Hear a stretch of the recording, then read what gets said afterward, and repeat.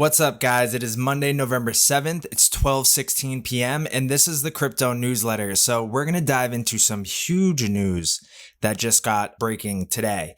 And also there's some key conferences, two of them that are happening today that we need to have on our radar. And if you haven't already, go to the link in the bio. Go to stargate-ventures.com and get your free crypto masterclass accelerator, because the conferences that we're going to go over today happened in the past. So we need to know what happened in the past. What did the financial system look like back 100 years ago? To where are we at in this moment in time? And what does the future financial system look like? In this free crypto masterclass accelerator, you're going to learn all that stuff, and it's going to prepare you to be able to see where we've been, where we're at now, and where we're headed, to be able to position and prepare yourself to be able to capitalize on it in the future. Because this grand finale is so close to happening, and we want to make sure you're on the right side of it and you're executing on it. So link in the bio of this video, free crypto masterclass accelerator, get that. And also too, join the Discord. We got our automated crypto buy and sell signals in here from the Stargate's custom software. We had a huge signal flash on the dollar, 2-week sell now. And those type of signals, I did a video on it today covering this signal from the dollar. You definitely want to watch that, because buckle up, because if this has followed through this week, then cryptos are ready to really moon out of here. So now let's go to the first conference. So now we're at the first conference, right? The Bretton Woods Committee today, Monday, November 7th, 2022, 9 a.m., the Future of Finance Forum. And that's why in this accelerator course, you got to get it, because in there we teach you about our current system, why it sucks, and the future system, and it's coming sooner than you think. We go over the biggest scam of mankind, which is the current financial system, the history of money, much more, the timeline of revolutions, fourth industrial revolution, internet of information, internet of value. We give you all the keys in an accelerated fashion to get you prepared for what's about to come here, because we made this accelerator course because we're running out of time. And I just really want people to be prepared for this. I don't want to see people end up on the wrong side of it.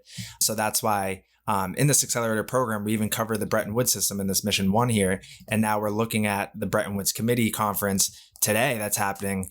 And you have a Future of Finance Forum, and that's what we cover. So get that link in the bio of this video. So this, we got to keep on our radar, because this is happening today. We have BWC and DBS Group jointly organized Future of Finance Forum. And it's funny because DBS Group were the ones that just did this trials from the other day with the Monetary Authority of Singapore. You had them explore decentralized finance applications and wholesale funding markets. And there was DBS Bank. So in partnership with DBS Bank, JP Morgan, and SBI Digital Asset Holdings. So now seeing today that they jointly organized the Future of Finance Forum, it's obvious that the blockchain, distributed ledger technology, CBDCs are the main talking point and topic at this conference. So it's by invitation only. I'm not sure if we're going to be able to see any videos from this, but hopefully, because we'll get some key nuggets and clues into what they're planning over here. So we know Bretton Woods Committee, huge. We got to keep this on the radar. This is today. So Monday, November 7th. If I click it, let's see what's going on. So November 7th, Singapore inaugural conference. You got the Bretton Woods Committee in partnership with DBS. We know DBS is partnered up with or is on Hedera's governing council, as well as we saw DBS ties with XRP, I believe XLM too. But here's the agenda. So BWC and DBS Group are pleased to announce the inaugural Future of Finance Forum 2022, Digital Dynamics in the Global Financial System. Then we go down here, and this is what we're seeing. Oh, here we go. So the Future of Finance Forum 2022 features fintech regulators and practitioners to explore the rapidly evolving fintech ecosystem and reflect on how to effectively regulate digital currencies and crypto assets without stifling innovation.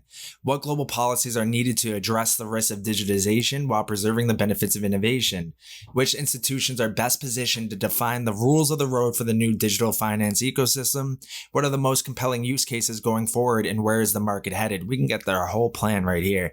So let's see who's involved. We got DBS Group, Bretton Woods Committee, the Department of Financial Services in New York. We got former President, Federal Reserve Bank of New York.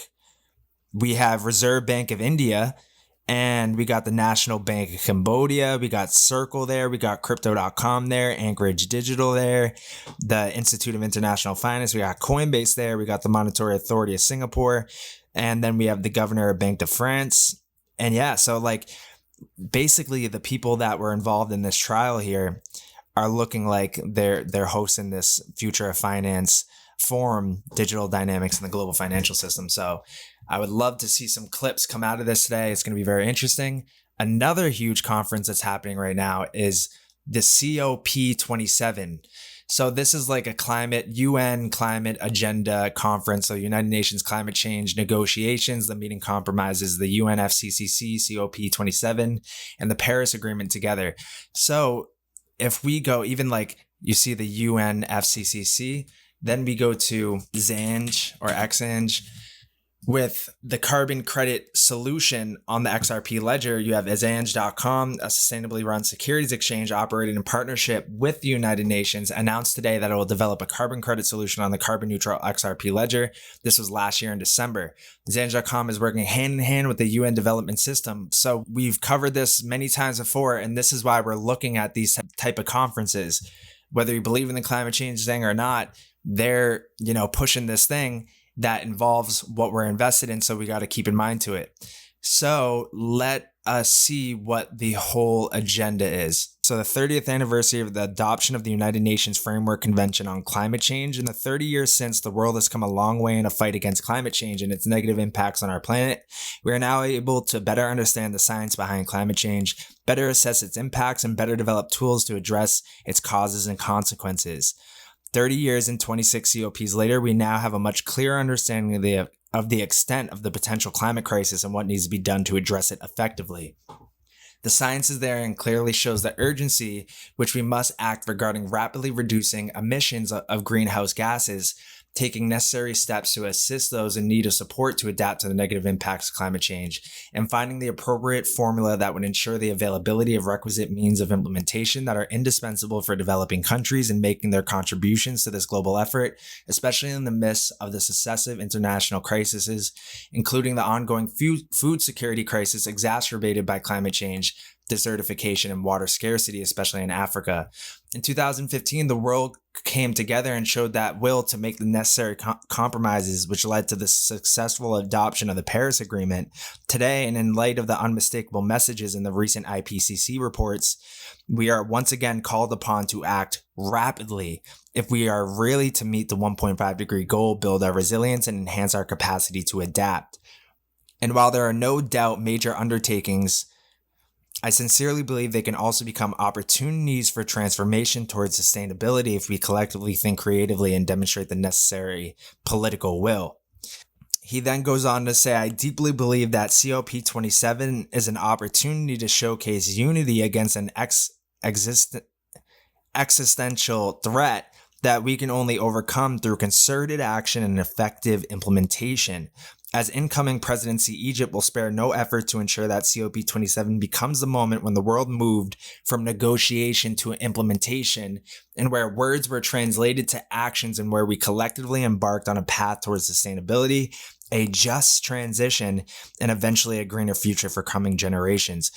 All right, this is huge. So what's the date on this?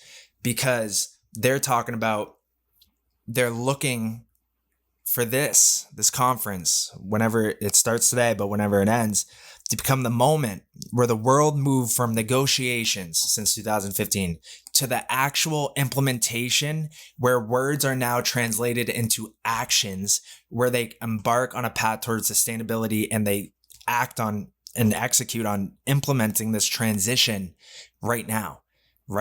So this is a call to action for all these global leaders to come together and not just, negotiate and talk more and jibber jab.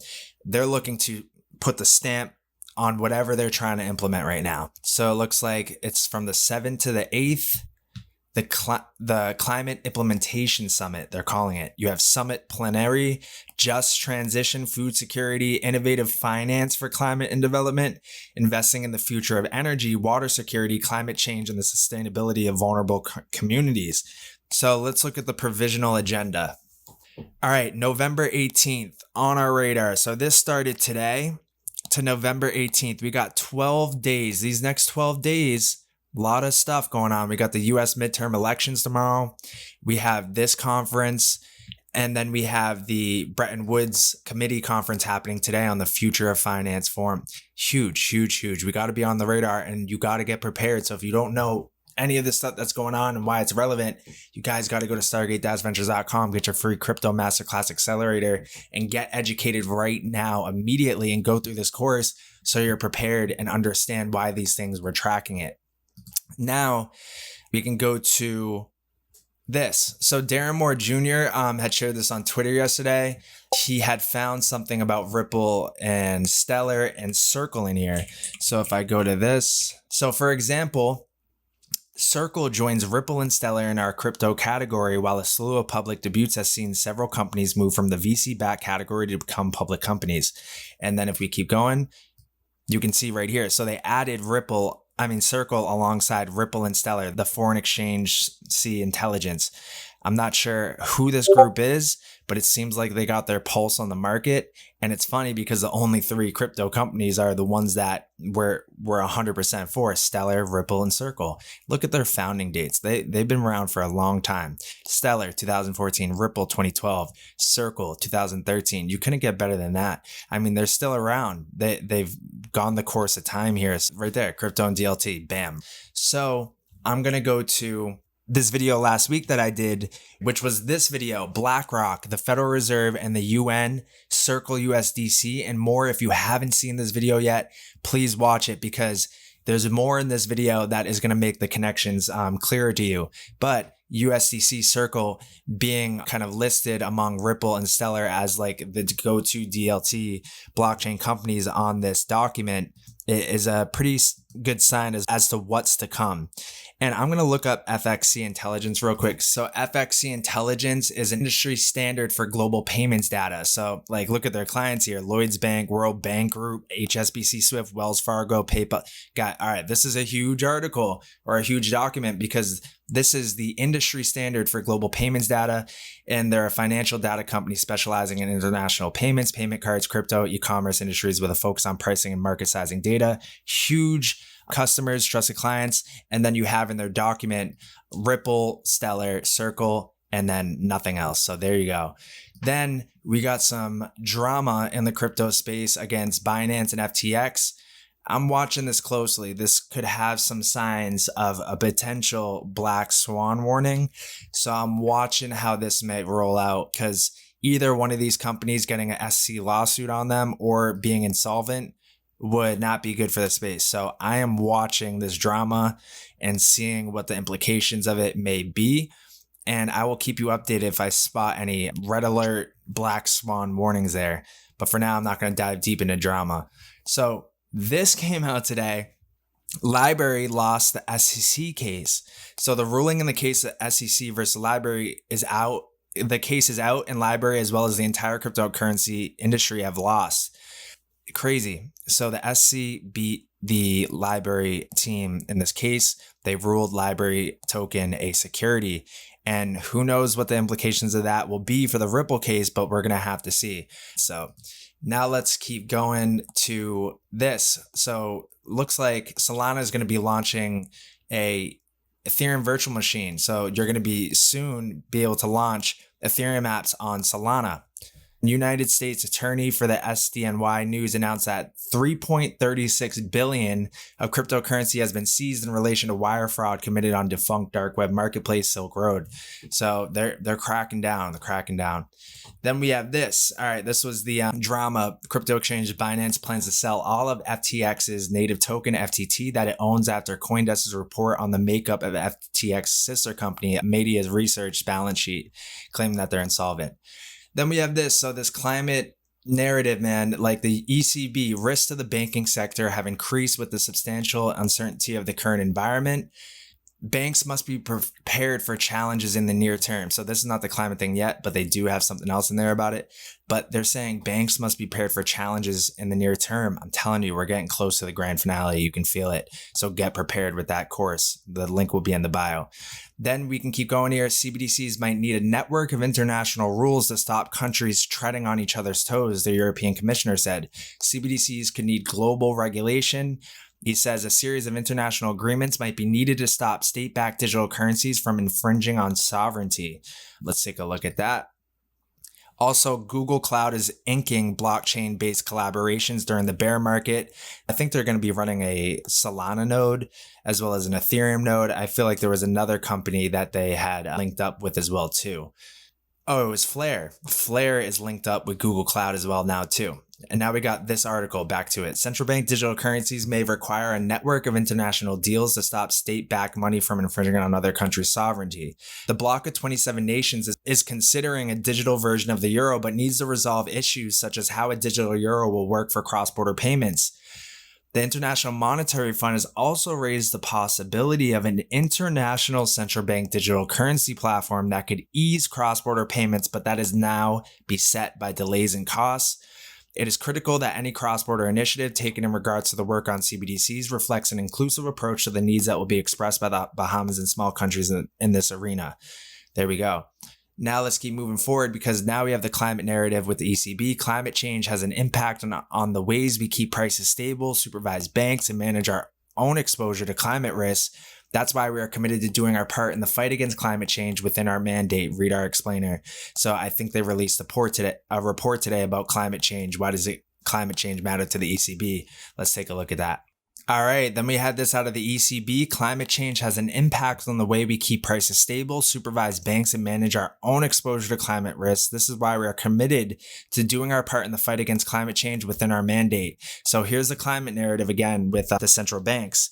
And they say climate change matters to us at the ECB because it affects the economy, which in turn affects our goal of keeping prices stable, the banks that we supervise to keep them safe and sound, and our own exposure risks. So there are physical risks, which are just like the material risks of climate change with like agriculture, food, and everything. But the transition risks are the key here, what they're talking about. Cutting carbon emissions is the key to slow and avoid the worst of climate change. This is why the EU has committed to a net zero economy by 2050. And they're looking to shift their everything to net zero and have economic activities be greener.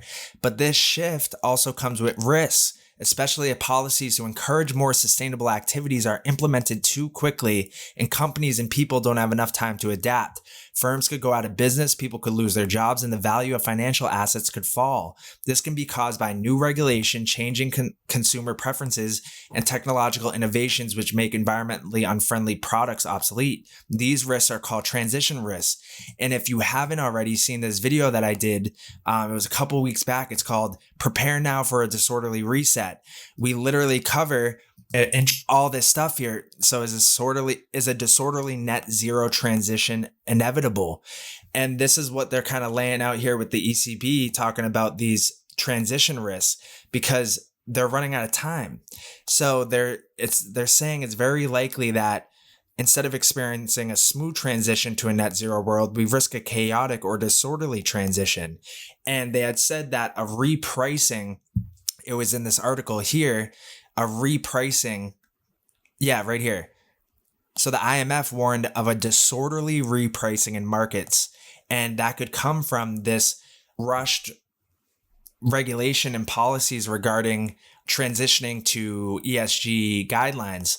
And that could cause the whole market to turn on its head, and you could have stocks and all these things fall and have a repricing, and some companies that are more in line with the ESG will rise, and the ones that aren't just, tank. This is very well on the line here. So if you haven't already, go to stargate-ventures.com, get access to your crypto accelerator program. This is going to prepare you for what's about to come. And all right, let's keep going on this. Oh, today we have another big conference. It's the Digital Euro Conference towards a legislative framework for a digital euro. This is happening today. So they're discussing the design of a digital euro and its benefits for citizens and businesses. So we're going to have to keep an eye on this three big conferences today. This, the Digital Euro Conference, the UN's Climate Initiative Conference, and then this Bretton Woods Committee Conference, the Future of Finance. Big stuff we got to keep an eye on. Then we got this. What are the benefits of a wholesale CBDC? We covered this in our video the other day. It was this one right here, Project Cedar, mind-blowing CBDC announcement. It was huge because you had the New York Fed had their Project Cedar, which is they were testing the benefits of a wholesale central bank digital currency. So if you haven't watched that video yet, definitely watch this. Some good stuff in there. But foreign exchange transactions could drop from a 2-day process to less than 10 seconds if CBDCs were involved, according to an experiment conducted by the New York Fed. This is what Ripple and XRP's kind of use case has been for ever since inception here. Like, this is what they do. This is what they provide. So it's going to be very interesting to see how this all plays out and how they'll be unveiled of being tied up with it. And then we have Instagram will allow a select group of digital creators to mint and sell NFTs directly from the app. Creators will be able to set their royalty percentage between 5 to 25%. Very big. You're going to see a lot of these traditional companies, social medias, they're going to hop on the crypto Web3 bandwagon because it's the shiny thing right now. And it's going to be the shiny thing. It's like, oh, you're into crypto Web3, people automatically are going to think, oh, this guy's got it, this girl's got it, because, every company is starting to now really lay out the tracks of like this being a thing. So once the mainstream catches on, like, oh, now NFTs are on Instagram, maybe it's something I should pay attention to, and they've known you've been in this for a while, they're going to be hitting your line, asking you some questions, that's for sure. Then we had central banks from France, Switzerland, and Singapore are attempting to automate foreign exchange markets using DeFi protocols to cut the cost of cross-border payments. This is XRP's use case. This is what Ripple's been working on. So it's crazy how all these initiatives and pilots and projects are being announced straight out the gate, because we had the Bank of International Settlement project, Mariana. This was the other day as well, too. I covered that in a video right here, 4 days ago. Project Mariana, BIS, deep liquidity pools. Watch that, too. Then we have this. Since supporting NFTs, Ripple Labs' main goal is to accelerate the mass adoption of tokenization or representing real-world assets on a blockchain. We're talking derivatives, we're talking bonds, we're talking stocks, we're talking commodities. Ripple enabled NFTs on the XRP ledger, not for art, not for just music, but for literally financial assets on all levels. And to really, I forgot about real estate. I can't forget that. Like tokenizing real world assets, putting it on the blockchain, and now freeing up that locked up liquidity. And now you can have more liquid financial assets here. It's truly unreal this time that we're living in. And it's insane that we're able to identify the moment that we're in and capitalize on it. Canada has shown up late to the crypto party. The federal government is launching a consultation on digital currencies, including a legislative review addressing financial stability and security and other digitalization. So Canada has now been activated. And let's not forget, Corey Johnson, he was an employee at Ripple. And I believe he was like in charge of talking with governments or public relations, whatever it may be, but it was probably with governments, because he had tweeted, and I remember seeing this real time, I'll say it again, this matters, #XRP the standard, shaking the hand of Canada's Prime Minister, Justin Trudeau. And then he actually deleted the tweet. I remember people were up in arms about that when that happened. Maybe somebody at Ripple had said, hey, you got to delete that. That's too obvious. But then he had tweeted later that year, I'll say it again, this matters, #XRP the standard. And it's XRP consumes less energy than Ethereum and Bitcoin. This is why we're covering this climate stuff, because like he's saying, it matters, and that's why we're paying attention to it. It has something involved with it, especially with the Zanj thing with the carbon credit solution. So all the connections there, Ripple and connections with Canada, right in our face. Now we have this. That's the same thing. All right, so Needham & Co. Vice President John Todaro discusses whether USDC could become the de facto CBDC for the US. There we go. And that's crazy, because I literally had made that speculation, and in this video here, right here, BlackRock, the Fed, and the UN, Circle USDC, and more from 3 days ago, I had said it could be likely that USDC comes the actual official digital dollar of the United States. So if you haven't already watched that video as well, the videos from last week were fire, a lot of good stuff in there. But yeah, so they were saying that this could be the case. So we'll have to see how that pans out. But in that video from the other day, what we saw is BlackRock. So Circle has this Circle Reserve Fund, and it's managed by BlackRock, and they're trying to get the Federal Reserve to hold that fund on their balance sheet and to use it within the Federal Reserve's reverse repo program. There's so many things, so many connections behind the scenes trying to put these dots together. You could go crazy, but I think we got a good handle on it. So I think that's it for this video, guys. I will see you in the next one. If you haven't already, link in the bio, come join our Discord, say what up.